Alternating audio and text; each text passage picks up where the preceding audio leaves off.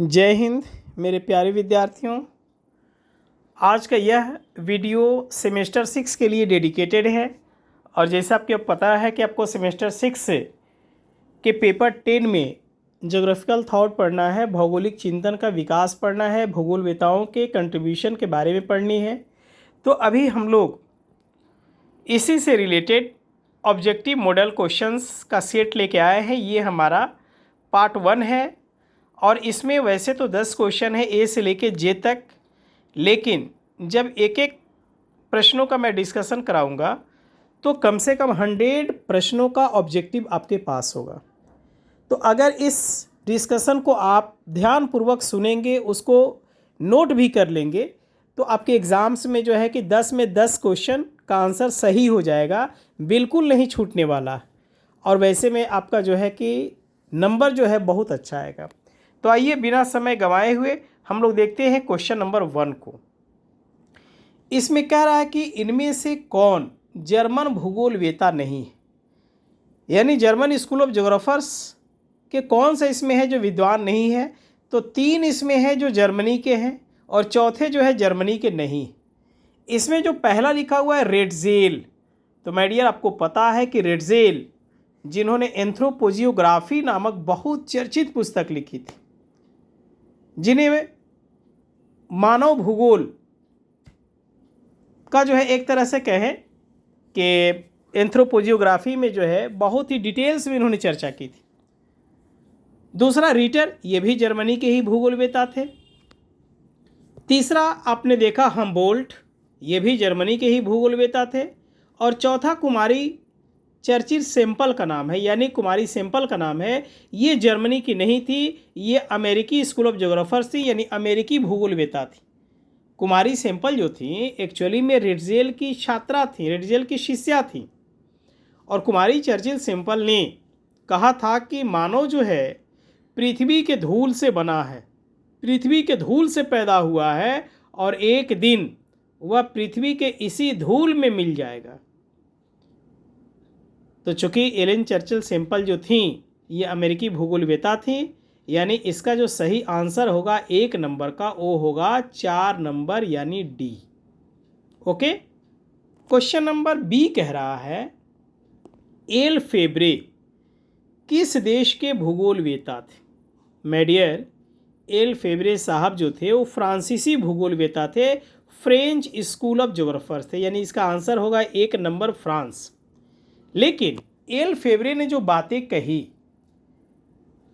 मानव भूगोल के क्षेत्र में और विशेष रूप से पॉसिबिलिज्म के क्षेत्र में, संभववादी के क्षेत्र में, इन्होंने कहा कि पृथ्वी पर जो मानव निवास करता, तो हमारी जो प्रकृति है, हमारा जो पर्यावरण है, तो मानव पर्यावरण का दास नहीं है, बल्कि मानव पूरी तरह से स्वतंत्र है।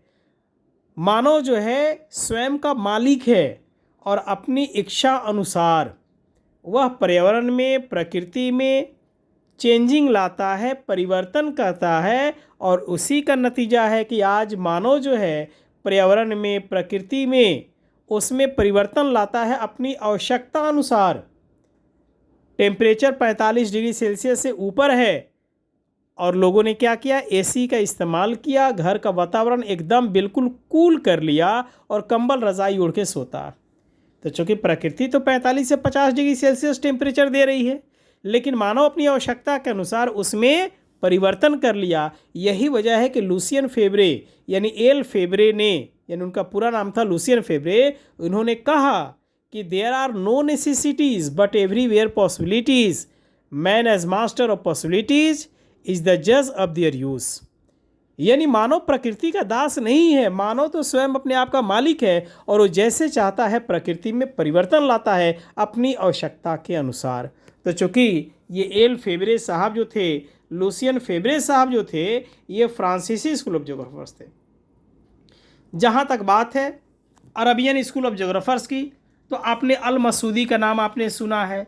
अरबियन स्कूल ऑफ ज्योग्राफर्स में अल इदरीसी का नाम आपने सुना है, या अल बरूनी का आपने नाम सुना है, या इब्ने हक्कल का आपने नाम सुना है, इब्ने सीना का नाम सुना है। तो ये सब भूगोलवेता अरबियन भूगोलवेता थे। ये वही अल मसूदी साहब थे जिन्होंने सोने की चरागाहों एवं जहरातों की खानों, meadows of gold and mines of precious stone नामक पुस्तक लिखा था। अल मसूदी ने, क्वेश्चन इसको बार बार पूछता है। एक और अल मसूदी की पुस्तक थी उपदेश और निरीक्षण, एक्सोटेशन एंड इंस्पेक्शन, इनकी अल मसूदी की ही पुस्तक थी। अरबियन स्कूल ऑफ जोग्राफर्स थे, जबकि जिसका एक और भूगोलवेता का जो अरबियन स्कूल ऑफ जोग्राफर्स का मैं नाम बता रहा हूँ, इब्ने सीना। इब्ने सीना को अरब भूगोलवेता जो है उन्हें अरब भूगोल का पिता कहा जाता है। इब्ने सीना को याद रखिए, क्वेश्चन बार पूछता है कि अरब भूगोल का पिता किन्हें कहा जाता है, तो इब्ने सीना को। और उन्होंने क्या किया इब्ने सीना ने कि विश्व कोश बनाया था, जिसमें भौतिक भूगोल, विशेषकर पर्वत निर्माण की प्रक्रिया, मिट्टियों के निर्माण की प्रक्रिया को उन्होंने विस्तृत रूप से जो है उन्होंने उल्लेख किया था। एक और अरबियन स्कूल ऑफ जोग्राफर्स थे जिनका नाम था इब्ने हक्कल, जिन्होंने a book of routes and realms नामक पुस्तक की रचना की थी। उनकी एक और पुस्तक थी शेप ऑफ द अर्थ, इब्ने हक्कल की। एक और पुस्तक उनकी थी कंट्रीज ऑफ द वर्ल्ड, संसार के देश। तो ये इब्ने हक्कल की पुस्तक का नाम था। और उसके बाद आपने मसूदी का नाम सुना ही। और एक और थे अरबियन स्कूल ऑफ जोग्राफी जिनका नाम था अल बरूनी, बहुत ही नेम फेम थे, जिन्होंने तारीखुल हिंद लिखा। याद रखिएगा, तारीखुल हिंद की जो लेखक थे वो अल बरूनी थे। और अल इदरीसी भी जो थे वो अरबियन स्कूल ऑफ जोग्राफर से अरब के भूगोलवेता थे। और उन्होंने 2 प्रसिद्ध पुस्तकों की रचना की थी, यानी कि एक का उनका नाम था कि मनोरंजन विश्व भ्रमण की इच्छा रखता, उसके लिए उन्होंने किताब लिखी अल रुबारी, उनका नाम था उनकी किताब का नाम। और एक और था जोग्राफिया न्यूबेंसिस, ये उनकी जो है दूसरी प्रमुख पुस्तक है, उसके नाम था। तो इस तरह से जो है ये अरबियन स्कूल ऑफ जोग्राफर्स थे। तो चूंकि इसमें अरब का नाम लिखा हुआ है इसीलिए मैंने अरबियन स्कूल ऑफ जोग्राफर्स का नाम बता दिया। जर्मनी स्कूल ऑफ जोग्राफर्स की मैंने जो है ऊपर चर्चा कर ही लिया। अमेरिकन स्कूल ऑफ जोग्राफर्स से मैंने सैंपल की चर्चा कर ही लिया। तो आपने देखा कि क्वेश्चन नंबर बी का सही आंसर होगा एल फेब्रे, यानी answer number 1 France. Question number C देखिए, इनमें से कौन यूनानी भूगोलवेता नहीं है? तो माय डियर, यानी कौन से इसमें है जो ग्रीक स्कूल ऑफ जोग्राफर्स नहीं है? तो पहली बात तो ये है कि मैं बता दूं कि इसमें क्वेश्चन में ये चारों के चारों यूनानी भूगोलवेता ही हैं, यानी इसमें नहीं शब्द हटा दीजिएगा क्योंकि सब हैं। इनमें कौन कौन से यूनानी भूगोलवेता है? तो सब हैं, जैसे होमर, थेल्स भी हैं, एनेक्सिमेंडर भी हैं, हिकैटियस भी हैं। अब इनका कंट्रीब्यूशन क्या है भूगोल में? तो अगर आप होमर की बातें कीजिएगा तो ईसा मसीह के पैदा होने से 900 साल पहले ये पैदा हुए थे, यानी इनका पीरियड था 900 BC। और इस होमर साहब की 2 बहुत ही प्रसिद्ध महाकाव्य है। बार बार क्वेश्चन पूछता है, इलियड एंड ओडिसी किसने लिखा है? तो ये होमर साहब ने ही इलियड एंड ओडिसी लिखा है। दूसरी चीज़ कि होमर साहब ने ही बताया था कि हमारी जो पृथ्वी है तो वह पृथ्वी के ऊपर जो आकाश है वह खंभों पर टिका हुआ, और पृथ्वी को उन्होंने गोल माना कि हमारी पृथ्वी गोल है और चारों तरफ से जो है सागर और नदी से घिरी हुई है, और आकाश कैसे है? लंबे लंबे खंभों पर टिका हुआ। ये होमर साहब ने कहा उस समय, यानी कि आज से लगभग मान के चलिए कि 5000 साल पहले की ये बात हो गई। उन्होंने 4 हवाओं का नाम बताया था। उत्तर से आने वाली बोरेस हवाओं के बारे में होमर ने बताया था, दक्षिण की तरफ से आने वाली नोट्स नामक हवाओं के बारे में बताया था, पूरब की तरफ से आने वाली ह्यूरस हवाओं के बारे में बताया था, और पश्चिम की तरफ से आने वाली जैफरस नामक हवाओं के बारे में बताया था होमर साहब ने। तो ये यूनानी भूगोलवेता थे। जहाँ तक बात है थेल साहब की, तो ईसा के जन्म से 700 BC पहले इनका पीरियड था, यानी 2 साल छोटे थे ये होमर से। थेल साहब जो थे उन्होंने आयोनियन दर्शन की स्थापना की थी, इसलिए इन्हें आयोनियन दर्शन का पिता भी थेल्स को कहा जाता है। और उन्होंने ज्यामिति के कई प्रमेयों की रचना भी उन्होंने की थी, और ये पहले ऐसे विद्वान थे जिन्होंने पृथ्वी को नापने का एवं पृथ्वी के तल पर स्थानों को अंकित करने का प्रयास किया था थेल साहब ने। दूसरी बात यह है कि उन्होंने पृथ्वी को पानी में तैरती हुई एक डिस्क यानी तश्तरी के रूप में उन्होंने माना था। तो ये यूनानी भूगोलवेता थे। जहाँ तक बात है एनेक्सिमेंडर की, तो एनेक्सिमेंडर पहले ऐसे भूगोलवेता थे जिन्होंने ग्लोब की रचना की थी। और जहाँ तक बात है हिकैटियस की, तो हिकैटियस को भूगोल का क्या कहते हैं, फाउंडर कहते हैं। उनकी प्रसिद्ध पुस्तक का नाम था जेस पीरियड्स, तो ये बहुत ही प्रसिद्ध पुस्तक थी। उन्होंने सिस्टमेटिक जो स्टडी पर इन्होंने जोर दिया था हिकैटियस ने। उनका पीरियड जो था 520 बीसी थी, यानी ईसा के जन्म से 520 साल पहले की इनका पीरियड था हिकैटियस साहब का। तो इसमें आंसर क्या हो जाएगा, सब के सब जो है यूनानी भूगोलवेता है, आंसर सी का। क्वेश्चन नंबर डी देखिए, ज्योग्राफिया नामक पुस्तक किसने लिखी है। तो माय डियर आपको पता होना चाहिए कि ज्योग्राफिया नामक पुस्तक जो है इरेटोस्थेनीज ने लिखा था। इरेटोस्थेनीज ये भी यूनानी भूगोलवेता थे और इनका पीरियड था 276 बीसी से 194 बीसी। इन्हें भूगोल का फादर कहा था, फादर ऑफ ज्योग्राफी कहा था।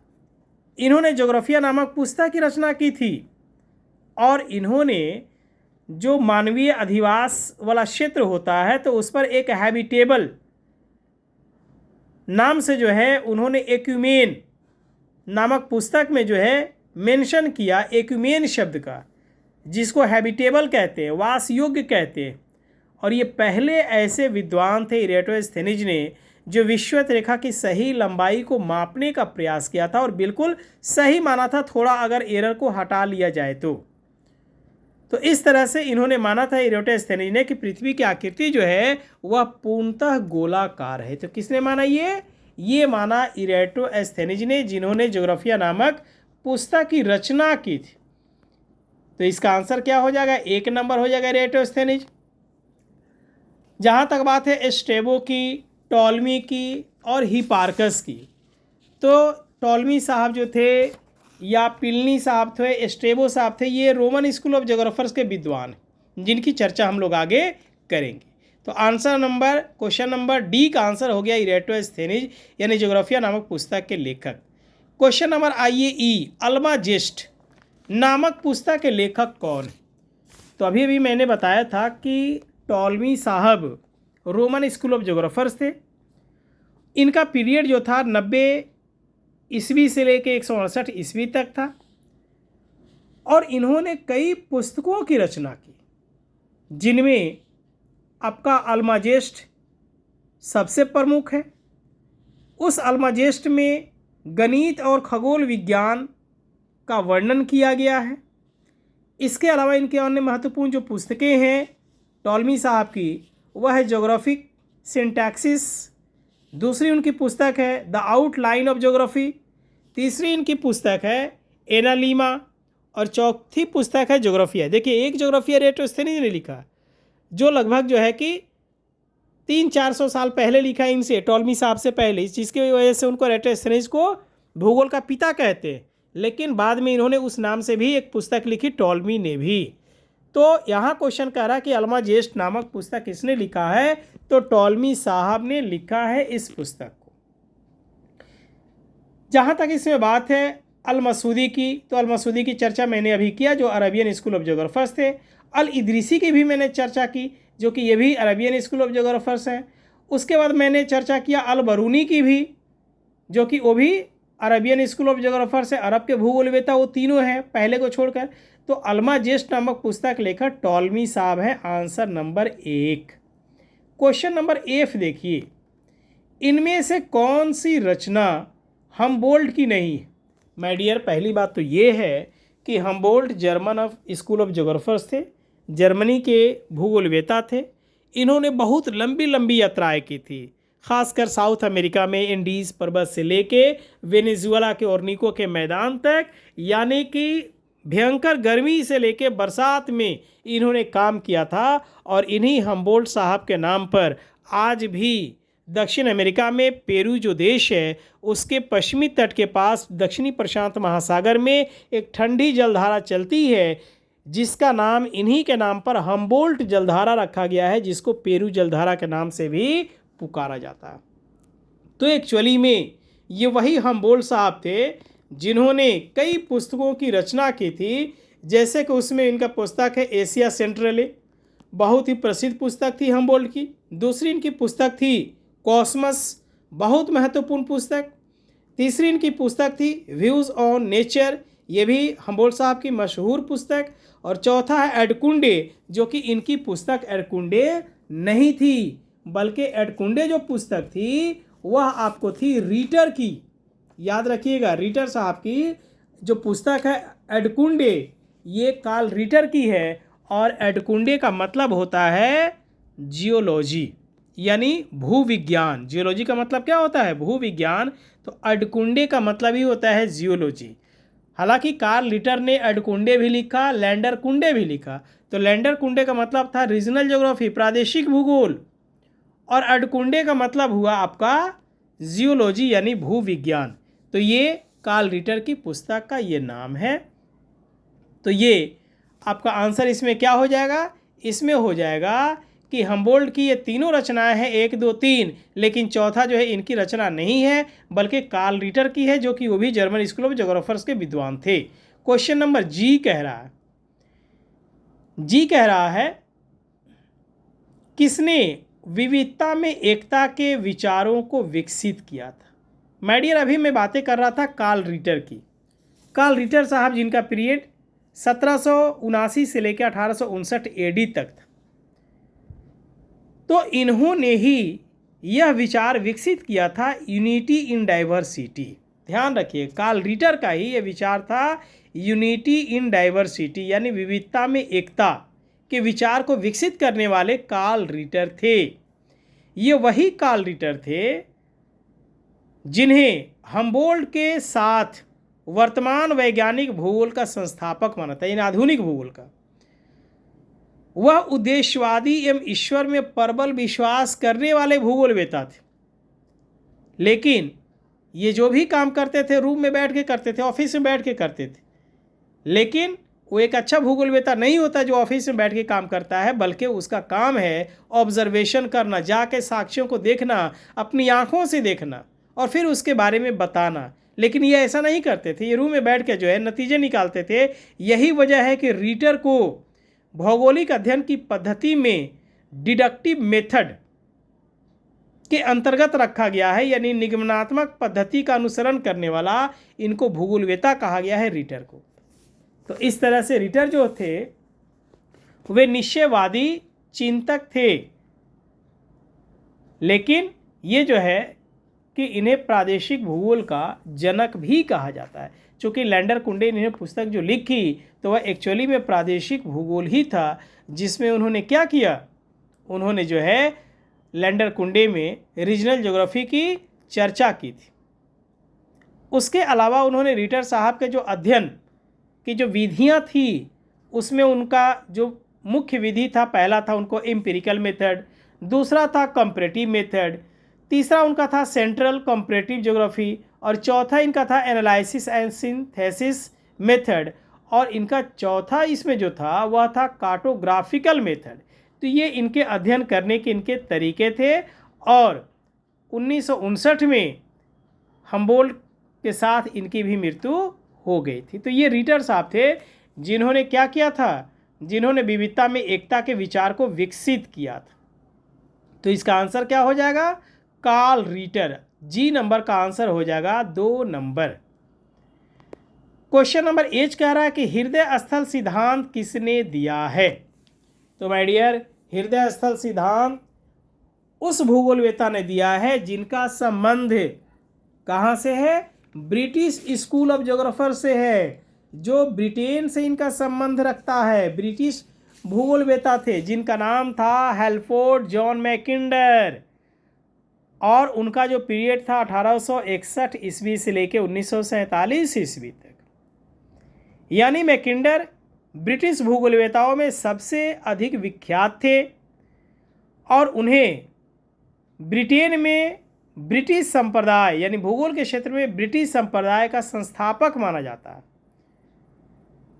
मैकिंडर ने रेड्जेल के जो शब्द था एंथ्रोपोजियोग्राफी का प्रयोग करते हुए उन्होंने दृढ़तापूर्वक यह बात कही थी कि कुछ अर्थों में मानव भूगोलवेता ही पूर्ण भूगोलवेता होता। ये मैकिंडर ने कहा था, लेकिन एंथ्रोपोजियोग्राफी रेड्जेल की पुस्तक थी। मैकिंडर ने ऐतिहासिक भूगोल का गंभीर अध्ययन किया था और उसने ब्रिटेन तथा ब्रिटिश सागर यानी ब्रिटेन एंड ब्रिटिश सी नामक एक पुस्तक का प्रकाशन भी मैकिंडर ने करवाया था। दूसरी महत्वपूर्ण बात ये थी कि 1904 में मैकिंडर ने रॉयल ज्योग्राफिकल सोसाइटी के समक्ष एक निबंध पढ़ा था जिसका टाइटल था the geographical pivot of history, इतिहास की भौगोलिक धुरी। इसमें उन्होंने यह बताया कि वर्तमान समय में समुद्री युग समाप्त हो चुका है और आने वाले दिनों में थल शक्ति ही निर्णायक साबित होगी, और इसी के संदर्भ में उन्होंने हार्टलैंड थ्योरी दिया था, हृदय स्थल सिद्धांत दिया था। माय डियर, उन्होंने 1919 में एक पुस्तक लिखी थी जिसका नाम था democratic ideals and reality. Question बार बार पूछता है कि डेमोक्रेटिक आइडियल्स एंड रियलिटी किसने लिखा था, तो मैकिंडर ने लिखा था 1919 में, और इसी में उन्होंने सबसे पहले हार्टलैंड शब्द का प्रयोग किया था और उसी से रिलेटेड हार्टलैंड थ्योरी दी थी। और मैकिंडर ने एक बात कही थी कि जो पूर्वी यूरोप पर शासन करता है वह हार्टलैंड पर नियंत्रण स्थापित करता है, और जो हार्टलैंड पर शासन करेगा वही वर्ल्ड आइलैंड पर कंट्रोल करेगा, और जो वर्ल्ड आइलैंड पर शासन करेगा वह पूरे वर्ल्ड पर, पूरे विश्व पर कमांड करेगा। ये जो बातें थी ये मैकिंडर की बातें थी जिन्होंने अपने हार्टलैंड थ्योरी में इस चीज़ को उन्होंने दिया था। 1943 में मैकिंडर ने विश्व सामरिकता पर एक प्रपत्र लिखा था जिसका शीर्षक था the round world and winning of the peace, और इसी सब के संदर्भ में सेकेंड वर्ल्ड वॉर हुआ था। तो ये ब्रिटेन के थे और इन्होंने हार्टलैंड थ्योरी दिया था जो कि बहुत ही महत्वपूर्ण थ्योरी थी, हार्टलैंड थ्योरी। तो याद रखिएगा H.J. मैकिंडर की ये सिद्धांत है हार्टलैंड थ्योरी का। आइए क्वेश्चन नंबर हम लोग देखते हैं। I number, stop and go determinism का विचार किसने दिया था? तो my dear, stop and go determinism नामक जो विचार है वह एक्चुअली में एक अमेरिकन स्कूल ऑफ ज्योग्राफर्स थे जिनका नाम था आपका ग्रिफिथ टेलर। हालांकि ग्रिफिथ टेलर एक्चुअली में ऑस्ट्रेलिया में पैदा हुए थे, लेकिन बाद में जाके वो अमेरिका में बस गए थे। तो टेलर साहब ने अपना स्टॉप एंड गो डिटर्मिनिज्म का विचार दिया था, जिसको साइंटिफिक डिटर्मिनिज्म भी कहा जाता है। क्यों दिया उन्होंने? दरअसल ग्रिफिथ टेलर ने इसलिए दिया क्योंकि पहले जर्मनी में यह प्रचलन था डिटर्मिनिज्म का, निश्चयवादी का, और फ्रांस में प्रचलन था संभववादी का, पॉसिबिलिज्म का। निश्चयवादी भूगोलवेता जो थे, जिसमें कि रेड्जेल का मैंने नाम बताया, रिटर का नाम बताया, हम्बोल्ट का नाम बताया, तो ये लोग कहते थे कि मानव जो है प्रकृति का दास है, प्रकृति मानव पर शासन करती है, प्रकृति जैसा चाहती है मानव को वैसा व्यवहार करने के लिए मजबूर करती है। ये निश्चयवादियों का विचार था। जहाँ तक बात है संभववादियों के विचार का, तो संभववादी फ्रांसीसी भूगोलवेता जिसमें कि Vidal de la Blache, Lucien Febvre, Demangeon, ये लोग जो भी थे, इन लोगों ने कहा कि नहीं नहीं ऐसी बातें नहीं है भाई। बातें दरअसल ये हैं कि मानव जो है प्रकृति का दास नहीं, मानव की जैसी आवश्यकता महसूस होती है उस तरह से वह प्रकृति में परिवर्तन लाता है, उसमें छेड़छाड़ करता है।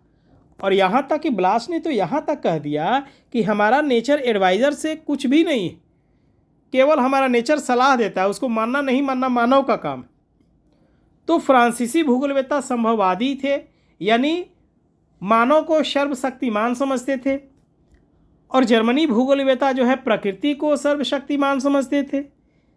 तो इसी क्रम में ग्रिफिथ टेलर ने कहा कि भैया जर्मनी वाले न पूरी तरह से आप सही हैं और न फ्रांस वाले पूरी तरह से सही हैं, बल्कि एक दूसरे के लिए इनकी कोऑपरेशन की भावना है। नेचर भी अपनी जगह कोऑपरेट करती है और मानव भी नेचर को कोऑपरेट करता है।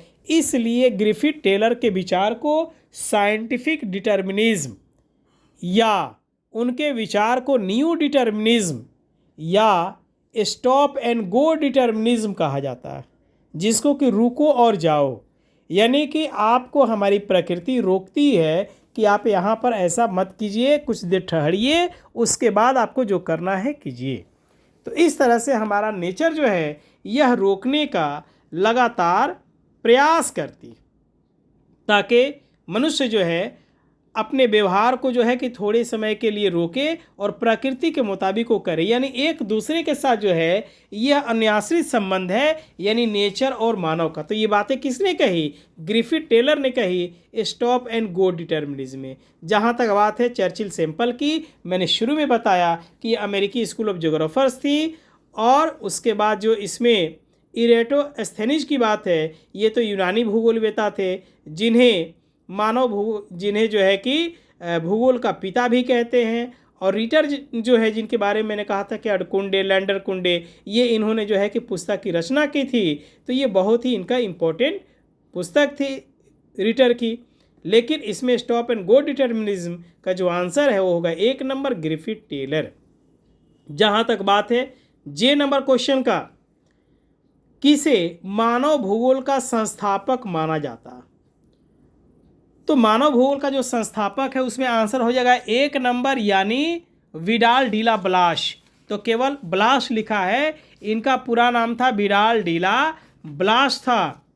और ये संभववादी भूगोलवेता थे। क्या थे? संभववादी भूगोलवेता थे, पॉसिबिलिज्म थे।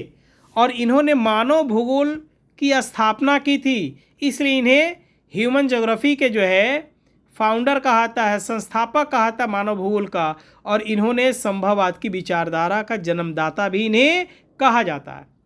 इन्होंने एनल्स डी ज्योग्राफी नामक जो है इन्होंने पत्रिका भी निकाली थी।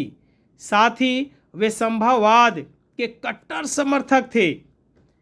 उनका यह मानना था कि प्रकृति द्वारा मनुष्य को अनेक संभावनाएं प्रदान की जाती है, दी जाती है, एवं मानव उनके सिलेक्शन के लिए चॉइस में मानव स्वतंत्र है। वह जो है अपनी इच्छा अनुसार अपना सिलेक्शन करता है।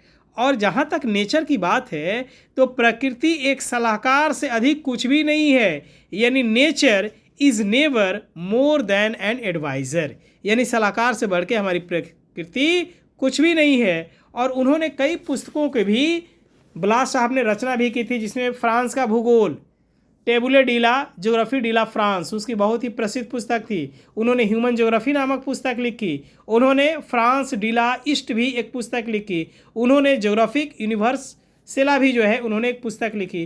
तो इस तरह से जो है कि ब्लाश का कंट्रीब्यूशन जो है भूगोल के क्षेत्र में बहुत ही महत्वपूर्ण है, और ख़ासकर संभववाद और मानव भूगोल के क्षेत्र में। हमबोल्ट के बारे में मैंने पहले ही बताया था कि उन्होंने बहुत ही यात्राएं की थी। अल इदरीसी के बारे में मैंने बताया कि ये क्या थे, अरबियन स्कूल ऑफ ज्योग्राफर थे।